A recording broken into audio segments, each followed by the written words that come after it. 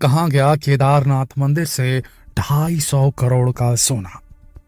केदारनाथ मंदिर से 230 किलो सोना हुआ चोरी, या फिर पीतल में बदल गया सोना। आखिर क्या हुआ मंदिर के बंद दरवाजों के पीछे? क्या ये किसी बड़े घोटाले का संकेत है या कोई फेक न्यूज है? फिर क्या है असल सच्चाई? आखिर इतना बड़ा घोटाला होने के बाद भी मंदिर के पुजारी और पुलिस प्रशासन मौन क्यों है? सच्चाई क्या है? जानने के लिए वीडियो को अंत तक जरूर देखिए। दोस्तों, केदारनाथ धाम देश के सबसे पवित्र स्थलों में से एक है। हर साल यहाँ लाखों श्रद्धालु आते हैं और अपनी मनोकामना पूरी होने के लिए वर मांगते हैं, और जब मनोकामना पूरी हो जाती है तो अपनी इच्छा से यहाँ दान भी देते हैं। और इस बार भी मुंबई के एक व्यापारी ने अपनी श्रद्धा से केदारनाथ मंदिर की दीवारों पर सोने की परत चढ़ाने की इच्छा जाहिर की। मंदिर की समिति ने उसे इसकी इजाजत दी थी। हालांकि मंदिर के पुजारियों ने इसका विरोध किया, क्योंकि उनका कहना था कि इससे मंदिर के पुरातात्विक संरचना का महत्व कम हो जाएगा। लेकिन मंदिर प्रशासन और सरकार से इजाजत मिलने के बाद दानदाता ने मंदिर में 230 किलो सोना दान दिया, और इसके बाद मंदिर की दीवारों पर सोने की परत चढ़ाने का काम शुरू हुआ। पहले मंदिर की दीवारों पर लगी हुई चांदी की परत हटाई गई, फिर उन पर सोने की परत चढ़ने से पहले पीतल की परत चढ़ाई गई, उसके बाद उसके ऊपर सोने की परत चढ़ाई गई। तब तक सर्दियां शुरू हो चुकी थी, और जैसा कि हर बार होता है, सर्दियों की शुरुआत होते ही मंदिर के पट बंद कर दिए गए और सभी पुजारी मंदिर से नीचे आ गए। लेकिन अब जब सर्दियां खत्म होने के बाद मंदिर के पट खोले गए तो पुजारी हैरान रह गए, क्योंकि मंदिर के पट बंद करने से पहले मंदिर की दीवारें जिन पर सोने की परत चढ़ी थी, अब वो पीतल में बदल चुकी थी। ये बदलाव बहुत ही चौंकाने वाला था, क्योंकि मंदिर के पट बंद होने के बाद इस मंदिर में तो क्या, इसके आसपास भी कोई इंसान फटकता तक नहीं है। ऐसे में मंदिर के बंद पट के पीछे क्या हुआ, ये सबके लिए रहस्य बन गया। क्योंकि मंदिर की दीवारों पर अगर सोना नहीं है तो इसके दो ही मतलब हो सकते हैं। एक तो ये कि मंदिर बंद होने की वजह से किसी ने मौके का फायदा उठाकर सोना चोरी कर लिया और उसकी जगह पीतल लगा दिया, या फिर उस दानदाता ने ही सोना कहकर पीतल दान कर दिया। इस बात की जानकारी सबसे पहले मंदिर के वरिष्ठ पुजारी संतोष त्रिवेदी ने थी। संतोष त्रिवेदी चार धाम महापंचायत के उपाध्यक्ष भी हैं। उन्होंने एक वीडियो जारी कर बताया कि पिछले साल मंदिर में चांदी की परत हटाकर सोने की दीवारें बनाने का काम हुआ था। ये सोना मुंबई के एक व्यापारी ने दान में दिया था, लेकिन अब मंदिर का सोना पीतल में बदल गया है। उन्होंने ये भी कहा कि एक बहुत बड़ा घोटाला है, इसकी जांच होनी चाहिए। ये वीडियो सामने आते ही पूरे प्रशासन में हलचल मच गई, लेकिन इस बारे में मंदिर प्रशासन ने भी अपना पक्ष रखा। मंदिर प्रशासन का कहना है कि यहाँ कोई घोटाला नहीं हुआ है और ना कोई चोरी हुई है। ये सब फेक न्यूज है, जो कि सोशल मीडिया के माध्यम से लोगों के दिमाग में शक पैदा करने के लिए डाली जा रही है। बद्रीनाथ केदारनाथ मंदिर समिति BKTC ने कहा कि 2022 में एक दानदाता ने अपनी मर्जी से मंदिर में सोना लगवाया था।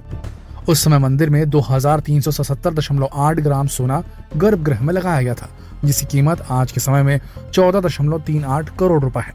इसके अलावा सोने की परत चढ़ाने के लिए तांबे की प्लेटों का भी इस्तेमाल किया गया था, जिसका कुल वजन 1001.30 किलोग्राम है। इन प्लेटों का कुल मूल्य 29 लाख रुपए है। ये सारे खर्च उस दानदाता ने खुद ही दिए थे, और पीतल की प्लेट से लेकर सोने की परत चढ़ाने तक का काम दानदाता ने खुद अपने ज्वेलर से करवाया था। दानदाता ने खुद ही सोना खरीदा, उसी ने मंदिर की गर्भगृह की दीवारों पर सोने की परत चढ़वाई। मंदिर समिति की इसमें कोई सीधी भूमिका नहीं थी। दानदाता ने सोने और पीतल की खरीद की रसीदें BKTC में जमा कराई हैं, और इन्हें मंदिर की स्टॉक बुक में दर्ज भी किया गया है। यानी कि मंदिर प्रशासन ने पूरी जिम्मेदारी दानदाता के ऊपर डालकर अपना पल्ला झाड़ लिया है। लेकिन फिर भी सवाल तो वही है कि आखिर किसका दावा सच है, संतोष त्रिवेदी जी का, जो कि 1.5 अरब के घोटाले की बात कर रहे हैं, या मंदिर प्रशासन का, जो कि किसी भी घोटाले से इनकार कर रहा है। संतोष त्रिवेदी जी का आरोप है कि मंदिर प्रशासन ने पहले सोने की जांच क्यों नहीं की, और इसके बाद जब मंदिर के पट बंद थे तो यहाँ सुरक्षा के इंतजाम क्यों नहीं थे। जबकि मंदिर प्रशासन का कहना है कि जब मंदिर के पट बंद होते हैं तब भी यहाँ कुछ लोग रहते हैं जो कि यहाँ सुरक्षा का काम करते हैं। लेकिन अब इन दोनों में से किसके दावे में सच्चाई है, ये तो जांच के बाद ही पता चल पाएगा। मजे की बात ये कि दोनों ही पक्ष एक दूसरे पर कानूनी कार्रवाई और जांच की मांग कर रहे हैं। जहां संतोष त्रिवेदी जी का कहना है कि गर्भगृह में सोने की परत लगवाने के नाम पर 1.25 अरब रुपए का घोटाला किया गया और पीतल लगाया गया। इसके लिए BKTC, सरकार और प्रशासन में जो भी इस कार्य के लिए जिम्मेदार है, उनके खिलाफ कार्रवाई की जानी चाहिए। उन्होंने कहा कि वे सोना लगाने का विरोध कर रहे थे। इसके बावजूद ये किया गया क्योंकि मंदिर में सोने की परत चढ़ाने के लिए मंदिर की दीवारों पर ड्रिल किया गया, मंदिर के स्वाभाविक स्वरूप को चेंज किया गया, जो कि सही नहीं है। वहीं मंदिर प्रशासन का कहना है कि संतोष त्रिवेदी जी गलत जानकारी फैला रहे हैं, इसलिए उनके खिलाफ कार्रवाई होनी चाहिए। और रही बात उस दानदाता की जिसने सोना दान किया था, तो उसका नाम सामने नहीं लाया गया है क्योंकि उसने ये दान गुप्त तरीके से किया था और वो अपना नाम दुनिया के सामने नहीं लाना चाहता। इस दानदाता ने 2005 में बद्रीनाथ में भी सोने को मढ़वाया था, इसीलिए उसकी नीयत पर शक करना मंदिर प्रशासन के हिसाब से सही नहीं है। मंदिर प्रशासन के अनुसार ये सरकार को बदनाम करने की एक साजिश है, क्योंकि प्रधानमंत्री नरेंद्र मोदी की वजह से आज केदारनाथ धाम में व्यवस्थाएं पहले से काफी अच्छी हो गई हैं, जिस वजह से यहाँ आने वाले श्रद्धालुओं की संख्या में भी वृद्धि हुई है। दोस्तों, ये सही बात है कि आज हर जगह विकास हो रहा है, लेकिन इस विकास के चक्कर में कहीं हम इतिहास और पुरातात्विक चीजों के साथ खिलवाड़ तो नहीं कर रहे। हर जगह विकास के नाम पर बदलाव किए जा रहे हैं, फिर चाहे बद्रीनाथ हो या केदारनाथ या महाकाल।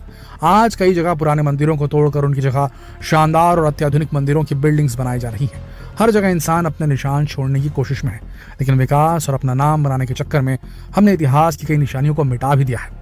वहीं केदारनाथ और बद्रीनाथ जैसी जगह पर लगातार हो रहे कंस्ट्रक्शन की वजह से लैंडस्लाइड्स और जमीन दरकने की घटनाएं भी सामने आ रही हैं। जोशी मठ में जमीन दरकने की वजह से जो तबाही हुई वो इसका सबसे बड़ा उदाहरण है, लेकिन सरकार लगातार यहाँ निर्माण कार्य कराने में लगी हुई है। 4 धाम प्रोजेक्ट भी इसी कड़ी का एक हिस्सा है, जिसमें चारों धामों को जोड़ने के लिए एक ऐसा रोड तैयार किया जा रहा है जिससे किसी भी मौसम में चारों धाम तक पहुंचने में कोई परेशानी ना हो। लेकिन इस प्रोजेक्ट को पूरा करने के लिए कई पहाड़ों को काटा जा रहा है, कई जगह खुदाई की जा रही है, जबकि एक ऐसा एरिया है जहां भूकंप काफी ज्यादा आते हैं। ऐसे में बदलाव कहीं विकास के नाम पर तबाही का कारण न बन जाए। दोस्तों, आपको क्या लगता है, क्या इस तरह से पुरातात्विक महत्व के स्थानों में बदलाव सही है? सबसे बड़ा प्रश्न, क्या भगवान अपने अमीर भक्तों की ही प्रार्थना सुनते हैं? मंदिर की दीवारों को सोने से मढ़वा कर क्या भगवान को प्रसन्न किया जा सकता है?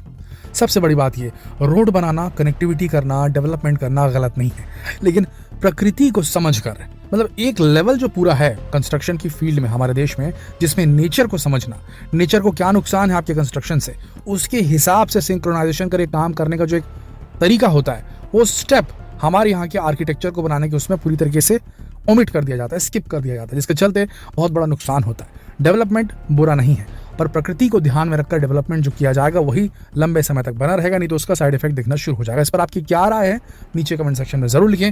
जितना हो सके इस वीडियो को शेयर करें, फेसबुक पर, व्हाट्सएप पर, यूट्यूब पर। जल्द मिलते हैं अगली वीडियो में, तब तक के लिए आप सबका इस वीडियो के अंत तक बने रहने के लिए दिल से धन्यवाद।